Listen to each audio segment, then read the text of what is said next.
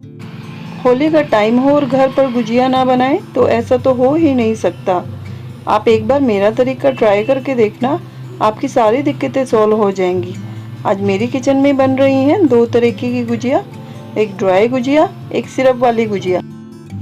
तो चलिए friend, Holi special gujiya बनाना शुरू करते हैं। शुरू करने से पहले एक बात और दोस्तों, अगर आपको मेरा ये तरीका पसंद आए तो इसको लाइक ज़रूर करिएगा और इस वीडियो को अपने दोस्तों में ज़्यादा से ज़्यादा शेयर ज़रूर करिएगा। तो चलिए इसको शुरू करते हैं। पहले एक बड़ा बर्तन ले लेते हैं, उस पर एक ये छलनी रख देते हैं। अब मैं यहाँ पर 1 किलो मैदा ले रही हूँ, क्योंकि जो ये मैदा है इसमें काफ़ी सारी गुजिया बन जाएंगी। और जो होली का त्यौहार है उसमें सभी लोगों को एक मिठाई तो चाहिए होती है अपने मेहमानों को सर्व करने के लिए। इस छलनी से पूरी मैदा को हम इसी तरीके से छान लेंगे ताकि इसमें गांठें न रहे। अब इसमें डालेंगे थोड़ा सा नमक। नमक डालने से इसका स्वाद जो है और ज़्यादा बढ़ जाएगा। अब हम इसमें डालेंगे घी, और घी का जो रेशो रहेगा 1 किलो मैदा में 300 से 350 ग्राम हम इसमें घी डालेंगे। और जो घी है वो ज़्यादा जमा हुआ भी नहीं होना चाहिए और बिल्कुल पिघला हुआ भी नहीं होना चाहिए। और घी डालने के बाद इसको बिल्कुल छोड़ना नहीं है, 4 से 5 मिनट हमें घी को इसी तरह से मसलना है।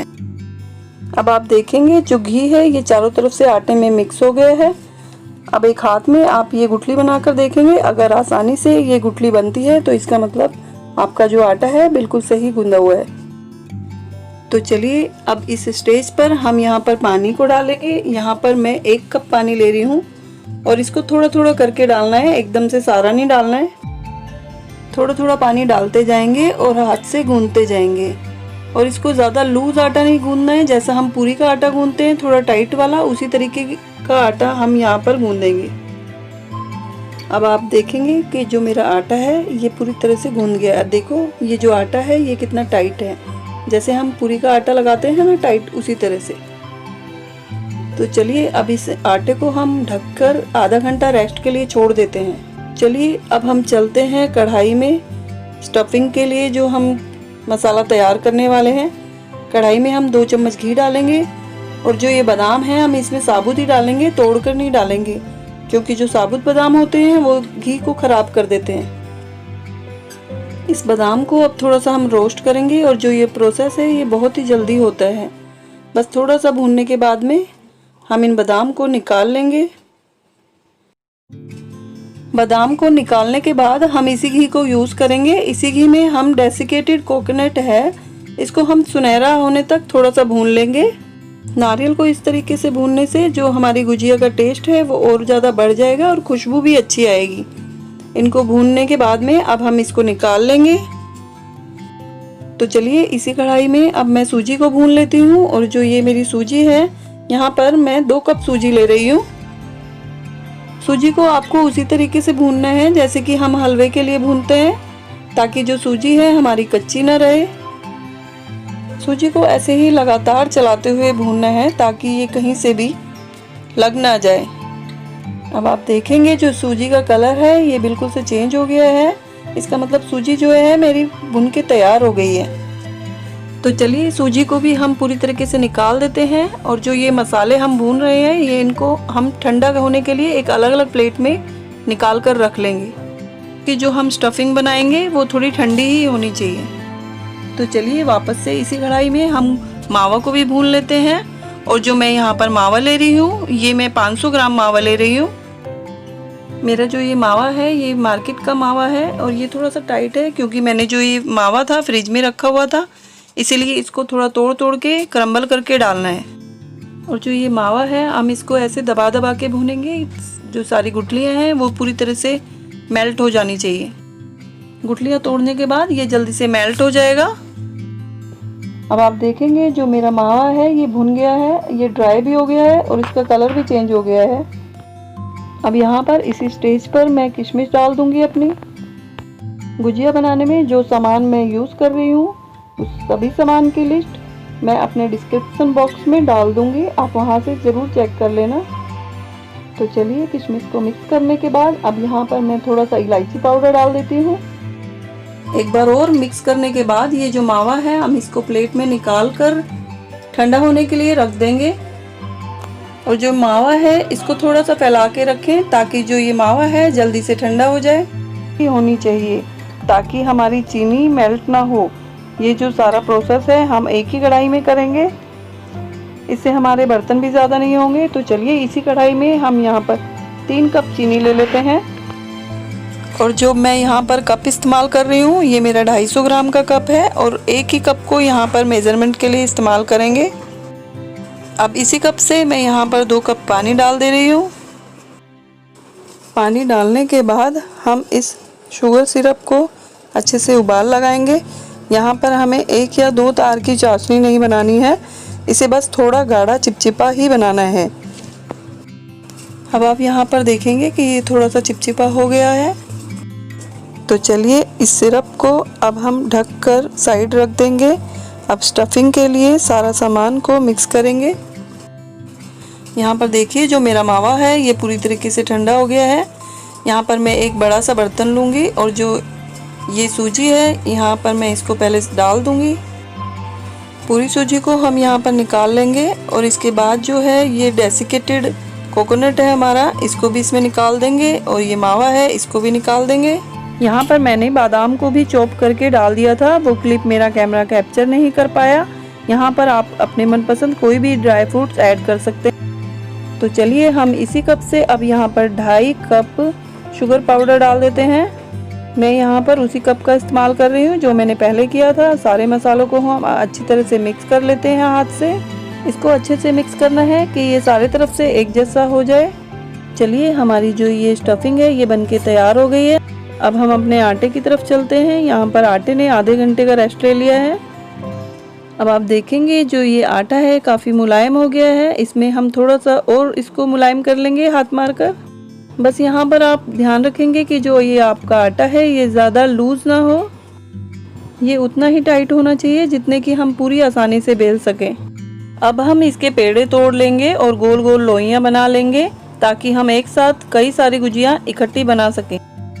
अब हम इसके पेड़े तोड़ लेंगे और गोल गोल लोइयाँ बना लेंगे ताकि हम एक साथ कई सारी गुजियाँ इकट्ठी बना सकें।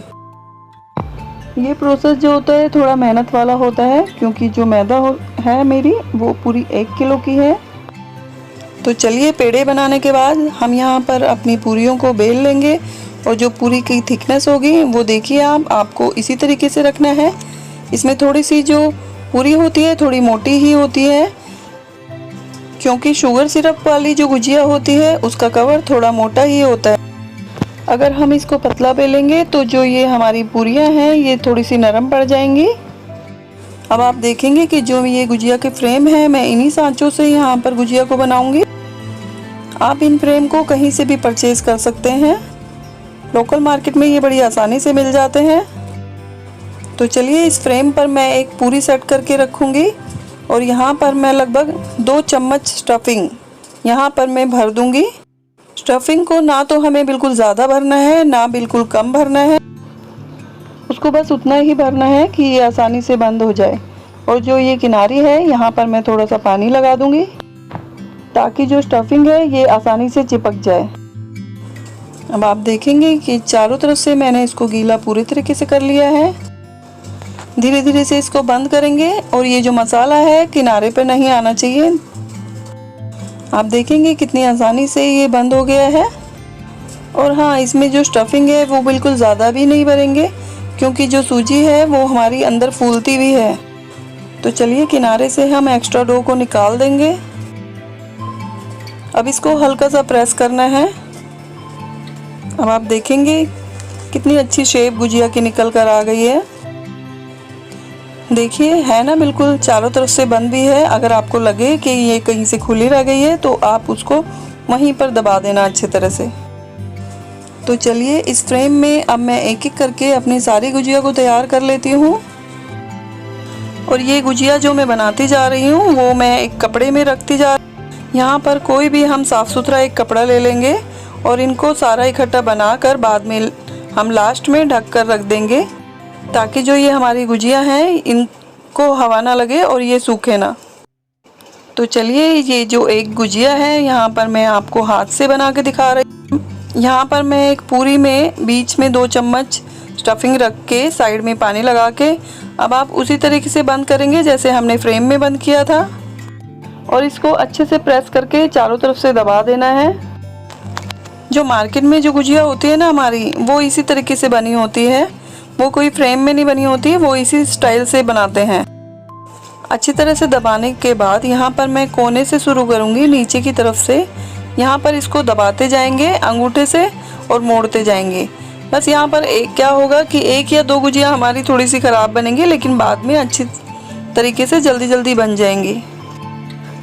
बस हाथ से बनी गुजिया में थोड़ा सा टाइम लगता है, पर ये बंद अच्छी तरीके से हो जाती हैं और कढ़ाई में खुलती भी नहीं है।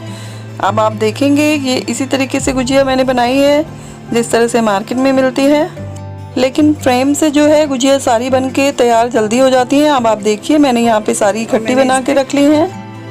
तो चलिए कढ़ाई में हम रिफाइंड डाल लेते हैं। अब आप ये गुजिया को जो है ना फ्राई करते हो तो बहुत ही सावधानी से फ्राई करना है। इसको तेज़ गैस पर हमें नहीं फ्राई करना है, इसको बहुत ही मंदी आंच पर हमें फ्राई करना है, क्योंकि जब तेल तेज़ हो जाएगा और उसमें आप डालेंगे तो इसमें जो फफोले से है ना गुजिया में, वो उस टाइप से बन जाएंगे। और अगर आप ठंडे तेल में ही इसको डालेंगे तो ये अच्छी टाइट और खस्ता बनेंगी। यहाँ पर मैं रिफाइंड ऑयल का इस्तेमाल कर रही हूँ, आप चाहे तो देसी घी में भी इसको फ्राई कर सकते हैं। जब ये अपने आप तैर कर ऊपर आ जाएं, इनको धीरे से पलटना है। ये जो गुजिया का फ्राई करने का काम है हम धीमी आंच पर ही करेंगे। देखिए मेरी जो गुजिया हैं कितने अच्छे से तैयार हो गई हैं। तो चलिए इन गुजिया को मैं शुगर सिरप में डाल देती हूँ। ये जो गुजिया हैं मैं यहाँ पर 1 से 1.5 मिनट कर इनको बस डुबा कर रखूँगी। और जो ये शुगर सिरप है ये थोड़ा सा ठंडा ही है, इसको गरम शुगर सिरप में नहीं डालेंगे, क्योंकि ये जो गुजिया हैं ये हमारी काफ़ी नरम पड़ जाएंगी। लगभग 1.5 मिनट के बाद मैं इनको एक एक करके इसमें से निकाल लूँगी। यहाँ पर मैं सभी गुजिया को शुगर सिरप में नहीं बना रही हूँ, कुछ ऐसे ही सूखी रख रही हूँ। यहाँ पर आप देखेंगे कि मेरी सारी गुजिया बन के तैयार हो गई हैं। यहाँ पर कुछ गुजिया मेरी शुगर सिरप वाली हैं और कुछ गुजिया यहाँ पर मैंने ड्राई रखी हुई हैं, क्योंकि हर किसी को ज़्यादा मीठा पसंद नहीं होता है। आप चाहे तो अपनी मनपसंद किसी भी तरह की गुजिया तैयार कर सकते हैं दोनों में से। यहाँ पर मैं आपको एक गुजिया दिखाती हूँ कि ये कितनी खस्ता और टाइट है। एक बार मेरे इस तरीके से गुजिया ज़रूर बना के देखिएगा, उम्मीद है आप सभी को बहुत पसंद आएगी। आपको मेरा ये तरीका पसंद आए तो लाइक ज़रूर कीजिएगा और वीडियो के नीचे कमेंट करना बिल्कुल भी मत भूलिएगा। तो चलिए यहाँ पर मैं एक गुजिया को आपको तोड़ कर दिखाती हूँ। आप देखेंगे कि जो ये सारी स्टफिंग है ये सभी तरफ बराबर भरी हुई है। तो फ्रेंड्स नई रेसिपी के साथ हम फिर से मिलेंगे, तब तक के लिए नमस्कार।